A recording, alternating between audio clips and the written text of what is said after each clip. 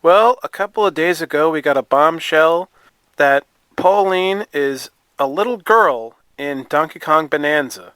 Everybody has their own theory of what this means for the Donkey Kong timeline. So this is my little theory. Perhaps Donkey Kong in Donkey Kong Bonanza becomes the future Cranky Kong that we all know.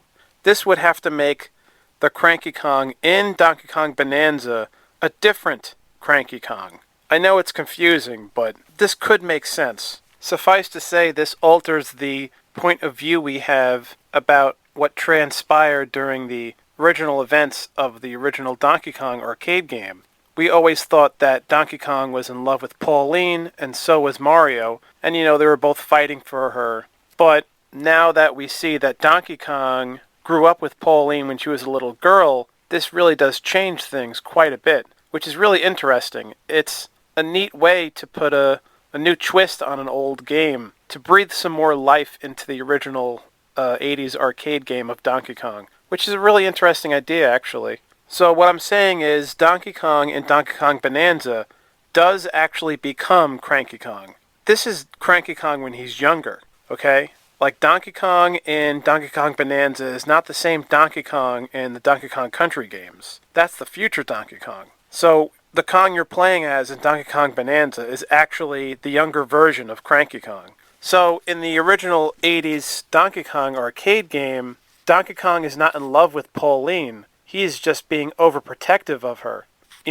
Protecting her from other people, because that's what he's used to, because he grew up with her and he watched over her when she was a little girl. And yes, Mario is still in love with Pauline. But then how do you explain Pauline in the original Donkey Kong game constantly saying the word help at the top of the screen over and over again? Well, we can just say this is from Mario's perspective. You see, to him, from Mario's point of view, Donkey Kong is scaring her and forcing her to do things against her will.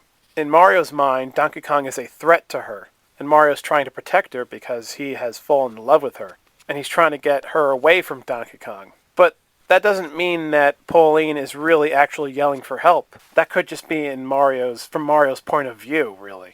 Then there's also the Mario versus Donkey Kong games, right? And Donkey Kong is falling for Pauline in those games. He's fawning over her in those games. But that's a different Donkey Kong. That's Donkey Kong from the Donkey Kong Country era. That's not Cranky Kong anymore. By the time the Mario vs. Donkey Kong games are taking place, now, Cranky Kong is old. So it's not the same Kong. So that version of Donkey Kong is like around the same age as Pauline, because Pauline is older in the Mario vs. Donkey Kong games. It's all very confusing, and I hope I explain myself as best as I can. Anyways, just some food for thought. So let me know what you guys think. Thanks for watching.